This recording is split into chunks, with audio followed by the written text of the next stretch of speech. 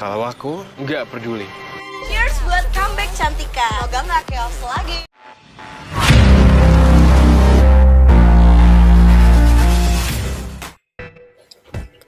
Hello guys, Zara udah menceritakan ya pada Akila tentang nama aslinya adalah Rose, beserta alasan kenapa Rose harus berganti identitas menjadi seorang Zara.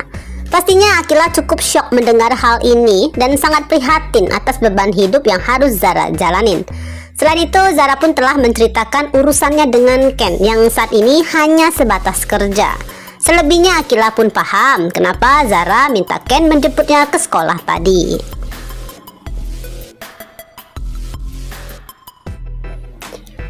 Begitupun dengan Akila nih guys, juga berbagi beban tentang dua perusahaan Mama Mayang yang harus dilelang untuk membayar hutang. Singkatnya, setelah sesi bersedih-sedihan, dua bestie ini sepakat untuk maju ke depan, yaitu cari solusi agar Zara dan Mohan bisa segera kembali ke posisi mereka sebagai pewaris Averik, karena Akila punya sebuah harapan besar, bisa segera membantu kesulitan keuangan Mama Mayang, termasuk ya agar mereka segera memulangkan Papa Michael. Sudah waktunya nih Zara pamitan pulang. Nah, kali ini Akila sudah berada di pihaknya dan hanya menyarankan pada Fata agar nggak terlalu menekan apapun keputusan Zara. Jelaslah Fata bingung kenapa Akila mendadak berubah total. Fata sih ikut senang melihat Zarkil cepat baikan, tapi kan harapan Fata minimal Akila menasihatin Zara untuk menerima cinta Fata. Namun Akila seperti baru aja abis terima sogokan dari Zara guys. Dan hal terbaik yang bisa Akila lakukan untuk Fata hanya memberikan mereka kesempatan ngobrol berdua di teras rumahnya. Akila memilih nggak mau ikutan karena Akila merasa sangat kasihan dengan situasi mereka, terutama pada Fata yang nggak tahu apa-apa. Namun Fata siap berjuang ya pedomannya bahwa Zara juga mencintainya. Sayangnya karakter Fata emang udah terbiasa banget kalau cemburu selalu overthinking, parno, langsung marah, atau kalau enggak ya menyindir dengan nada yang sinis. Kamu cepet juga ya sama Ken, sampai udah dijemput segala. Nah guys, Zara tahu ini saatnya untuk membuat Fata beneran pergi. Maka Zara menguatkan dirinya untuk menjadi lebih tega. Iya, kami dekat, jawab Zara. Jelas ini hanya sebuah kebohongan dan terdengar sangat menyakitkan bagi Fata. Wajahnya sesaat muram, namun ego Fata begitu tinggi untuk langsung menyerah.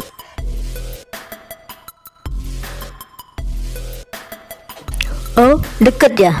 Tapi sayangnya aku gak peduli. Yang aku tahu kamu juga cinta sama aku. Jadi gak masalah jika aku harus bersaing dengan Ken.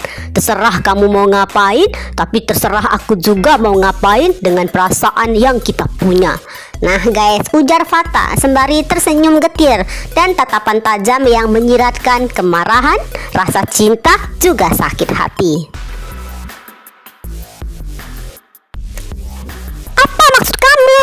Tanya Zara agak syok, kaget kenapa Fata sedegil itu. Di satu sisi ya Fata emang menunjukkan rasa cinta yang kuat. Di sisi lain, tanpa Fata sadarin, sikapnya sudah bukan lagi sekedar cinta, melainkan sudah memasukin tahap obsesi. Apalagi karakter Fata yang dominan, posesif semakin menjadi. Lucunya, masih dalam rangka mengejar cinta dan membuktikan perjuangannya, bisa-bisanya Fata mengambil HP Zara yang saat itu terjatuh, lalu dengan ekspresi seakan punya hak untuk pegang kendali pada setiap kehidupan Zara. Maka Fata yang menjawab panggilan telepon dari Ken di HP Zara. Halo? Hai, suara Ken di ujung telepon terdengar begitu ceria. Ken siap mencerahkan suasana agar Zara yang tadi ditinggalkan depan rumah Akila dalam keadaan begitu sedih, seenggaknya bisa tersenyum dengan sapaannya. Namun yang menjawab bukan suara Zara, melainkan suara beratnya Fata. Halo? Jelas ya, Ken langsung bingung dan bertanya-tanya apa yang terjadi. Nah kira-kira apakah akan ada obrolan lain selain saling sapa? Atau Fata akan langsung bilang, Zara sedang bersama gue, lo mau apa?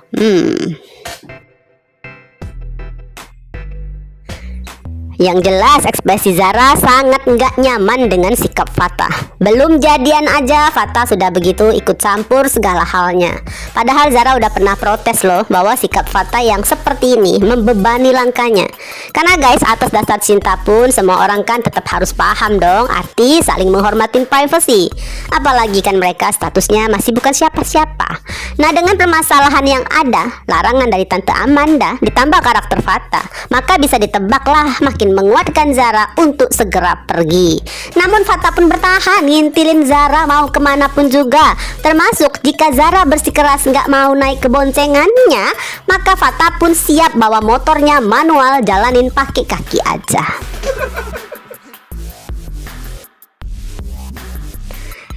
Ini adalah gambar cidukan dari warga TikTok nih guys. Terlihat Fatah naik ke motornya sendiri kan ya.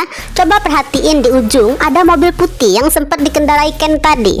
Maka bisa jadi setelah menutup teleponnya, Ken segera meluncur ke tempat terakhir meninggalkan Zara, yaitu rumah Akila. Karena bagaimanapun Ken sudah tahu garis besar ceritanya.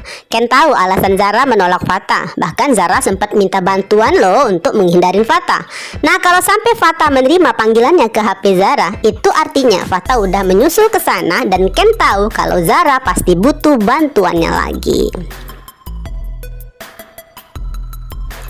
Jadi prediksi kita ya gitu guys, keberadaan mobil Ken di sekitaran rumah Akila ya untuk menjemput Zara. Jika mereka sempat bertemu, kemungkinan terbesar Zara akan masuk ke dalam mobil Ken. Namun Fatah nggak akan diem aja, Fatah akan terus lah ya membuntuti mereka.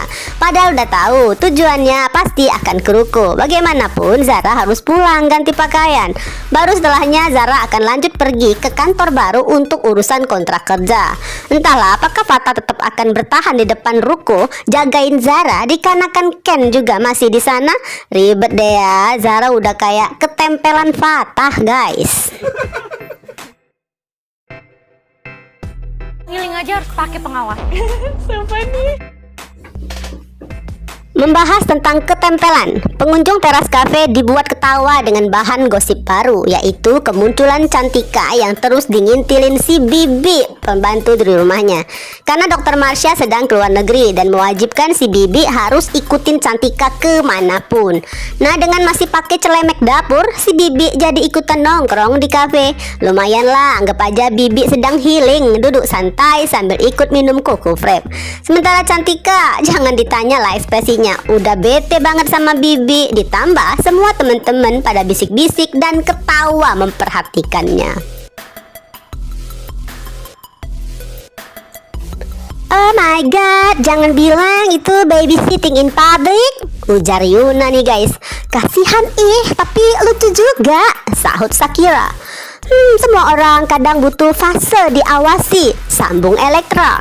Dia mah emang perlu diawasi biar nggak salah langkah lagi. Nah, sindiran Yuna mulai tajam dan Cantika pun mulai meradang.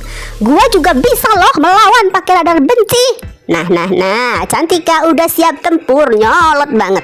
Maka si Bibi langsung menegurnya halus ya. Non, maksudnya non jangan emosi, jangan kumat atau Bibi telepon Mama Marsha nih. Jadi prediksi kita dengan kehadiran Cantika berserta Bibi di teras kafe, maka kemungkinan besar mau nggak mau dong Akila harus mengundangnya ke acara makan-makan perayaan jadiannya dengan Harry nanti sore. Toh Cantika sudah ada pengawasnya.